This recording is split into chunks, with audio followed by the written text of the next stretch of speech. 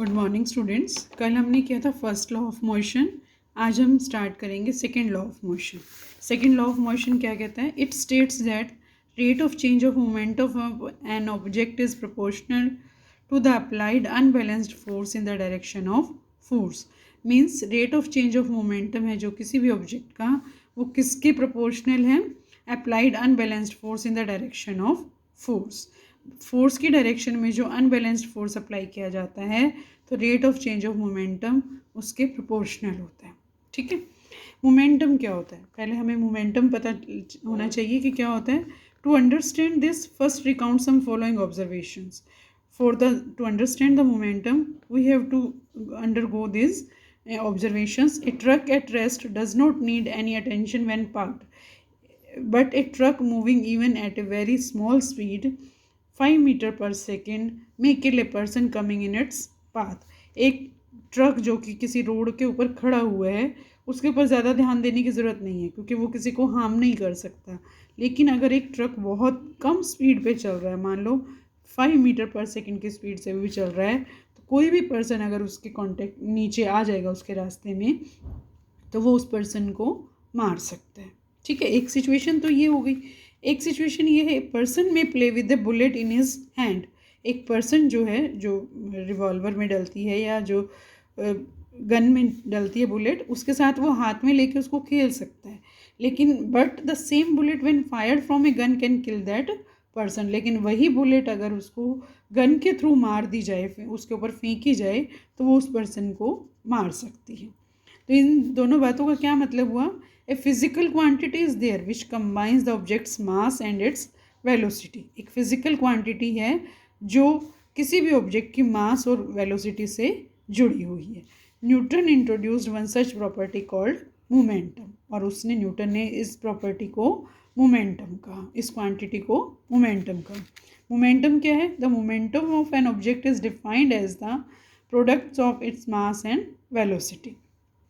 जो मोमेंटम है वो किसी ऑब्जेक्ट का मास और वेलोसिटी का जो प्रोडक्ट है। अगर हम मोमेंटम को p से डिनोट करते हैं, मास को m से और वेलोसिटी को v से, तो p is equal to m into v।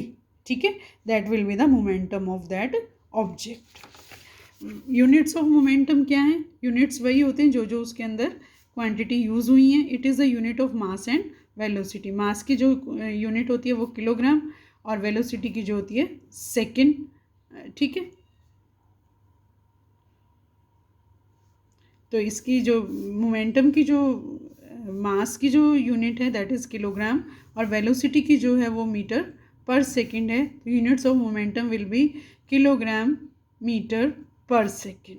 ठीक है, मोमेंटम हैज़ बोथ डायरेक्शन भी होती है उसके अंदर और मैग्नीट्यूड भी होती है। ये जैसे कि सपोज़ करो हमने ये वाली ली थी सिचुएशन, इसमें बुलेट की डायरेक्शन भी होगी और उसकी स्पीड भी होगी। ठीक है, डायरेक्शन भी होगी और उसकी मैग्नीट्यूड भी होगी, तो जिसकी वजह से वो जितना काम करेगी। तो जिसमें ये दोनों चीज़ें होती हैं, डायरेक्शन और मैग्नीट्यूड, उसे हम वेक्टर क्वांटिटी कहते हैं। तो momentum is a vector quantity. किन फैक्टर्स पे ये डिपेंड करती है? Momentum depends on the time rate at which it is change. Momentum जो है टाइम रेट पे डिपेंड करती है एट विच, जिस पे इसको चेंज किया जा सके।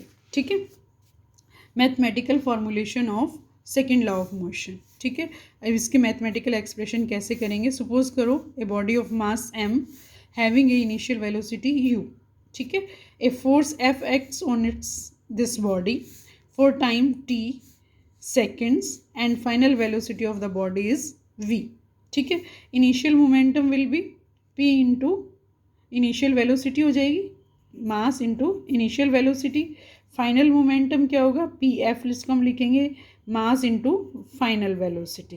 चेंज इन मोमेंटम हम कैसे निकालेंगे? फाइनल में से अगर हम इनिशियल को माइनस करेंगे तो चेंज आ जाएगा M V minus M U, और एम को अगर हम कॉमन निकालते V minus you.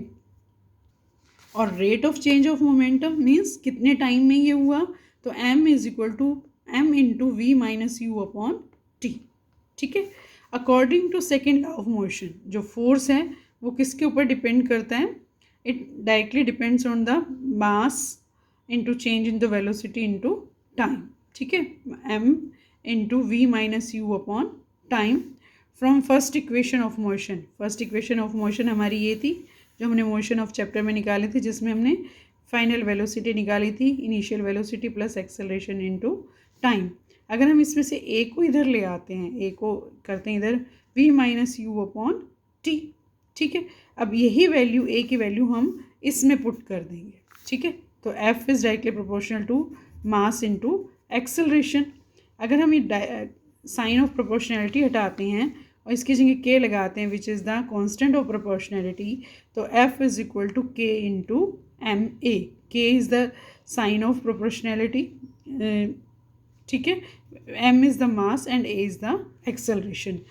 Where k is 1, अगर k की वैल्यू 1 हो तो force is equal to mass into acceleration, and this is the second law of motion, ठीक है। यही हमारा सेकेंड लॉ ऑफ मोशन था कि कोई भी जो ऑब्जेक्ट है, rate of change of moment of an object is directly proportional to the applied unbalanced force, ठीक है। फोर्स के अनबैलेंस्ड फोर्स के प्रोपोर्शनल होती है जो फोर्स है, तो ये मास इनटू एक्सेलरेशन के प्रोपोर्शनल होती है। This is the second law of motion. Force, इसमें यूनिट्स ऑफ फोर्स क्या बनेंगे, unit of mass into unit of acceleration. Mass का जो यूनिट है वो किलोग्राम है और एक्सेलरेशन का metre per second square, so unit of force will be kilogram metre per second square, ठीक है। सेकेंड लॉ ऑफ मोशन की एप्लीकेशंस क्या क्या हैं। Catching a fast moving cricket ball, अगर हम क्रिकेट की बहुत तेज आती हुई बॉल को कैच करने की कोशिश करें, a fielder in the ground gradually pulls his hand backwards. जब भी फील्डर खड़ा हुआ होता है ग्राउंड में और वो किसी आती हुई बॉल को कैच करने की कोशिश करता है, तो वो जनरली अपने हाथों को पीछे की तरफ लेके जाता है to increase the time during which the high velocity of moving ball decreases to 0, जिससे कि जो बॉल की बहुत हाई वेलोसिटी है वो कम से कम होती जाए और कम होने के बाद वो 0 तक पहुंच जाए। Thus acceleration of the ball decreased and impact of catching the ball also reduced। इस तरह से जो बॉल का एक्सेलरेशन है वो कम हो जाता है और बॉल को पकड़ने में, कैच करने में जो इफ़ेक्ट आता है हाथों पे वो कम हो जाता है। This is the application of second law of motion, ठीक है।